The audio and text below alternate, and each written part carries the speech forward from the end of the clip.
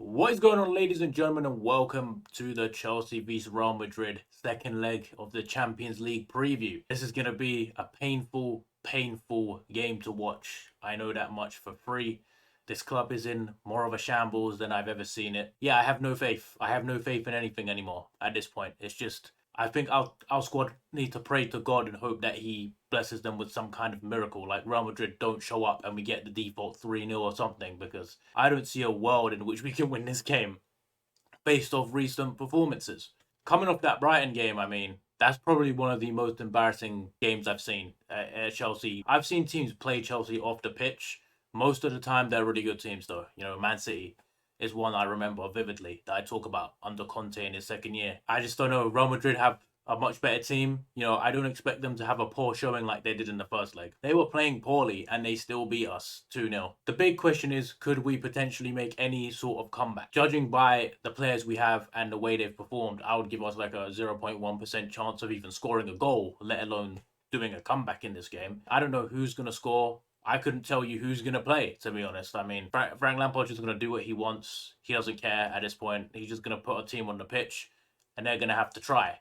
All I hear from him is excuses about how the players don't know the basics and how the players, you know, they're scared and they don't know how good they are. And now all of a sudden they're tired and they don't have the legs to train. I don't know what's next. Next is going to be the typical Arsenal. The grass was too long. The pitch was too wet.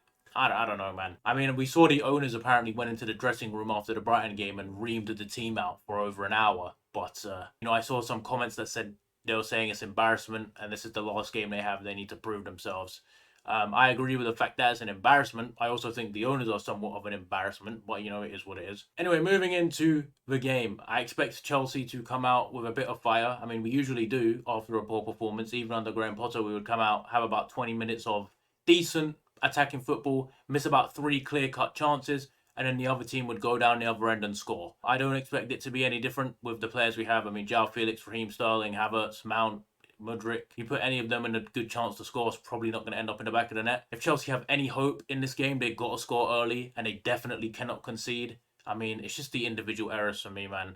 Like, I know Koulibaly's not playing, but Cucurella is going to be on the pitch. He's a man who's prone to an error. Reece James has been poor recently. Kepa, you never know what he's going to do. And when you have players like Benzema, Vinicius, Valverde, Modric, I mean, one little error, it doesn't even need to be a big mistake. They capitalize on it and they score. And I don't see us holding this Real Madrid team to not scoring. Even if they play the way they did in the first leg, it's going to be a tough task to stop them from getting a goal. Let's get into the lineups, though. Let's see what I think Frank's going to go with. Now, I don't know if he'll go with a back five. I just think that our players play better in a back five and it just suits what we have at the moment. Our distinct lack of a defensive midfielder just it exposes our back four a lot. Our distinct lack of a presence up front is just even worse. Like, nothing sticks, you know, especially the way Frank's been playing. It keeps telling them to clear the ball, go back to basics, as he says, right? Yeah, with Raheem Sterling up there, we can't hold the ball up for shit. I don't blame him. He's not a fucking centre forward. The only player we have in this team that can hold the ball up any type of way is Kai Havertz, and that's because he's like 6'2". Maybe up against Alaba, against Kroos, Modric, he's bigger and stronger than them, I guess. Maybe he can hold them off and hold the ball up a little bit. But usually his hold-up play is dreadful. I think this is the team I would personally go with. I mean, Kepa has to start in goal. I just don't think Mendy's... I think Mendy's still injured, actually. I don't even know what's going on with that. Reece has to play at right wing back. I can't see Ruben Loftus-Cheek playing there.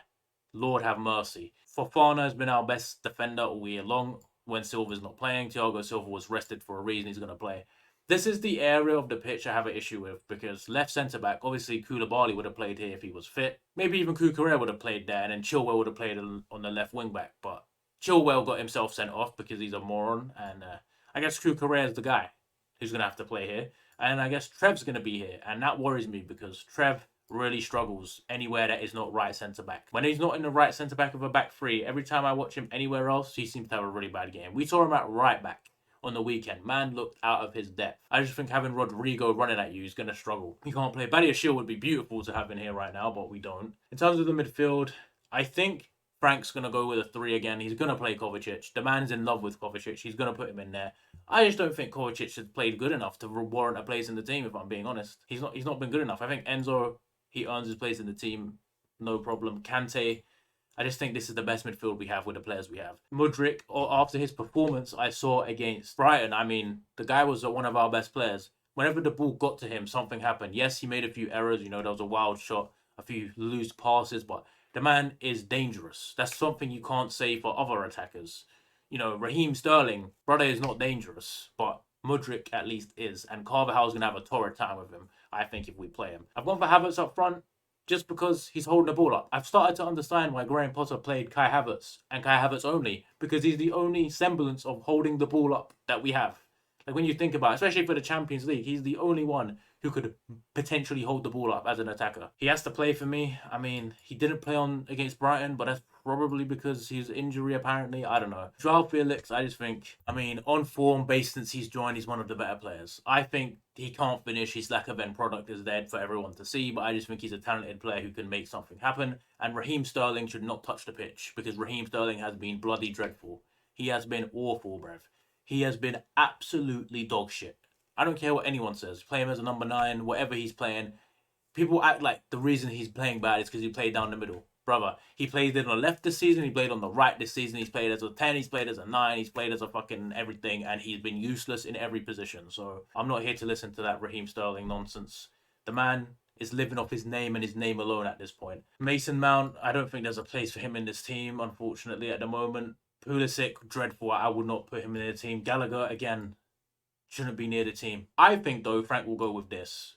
Personally, I think we're gonna line up like this and go 5-3-2, or maybe he's gonna drop Caliber and he's gonna stick. Where's Raheem? He's either gonna go with that formation, or he's gonna go 4 at the back with these guys and hope that they do something. I think if we go 4 at the back, we're asking to concede a goal. We really are asking to concede a goal.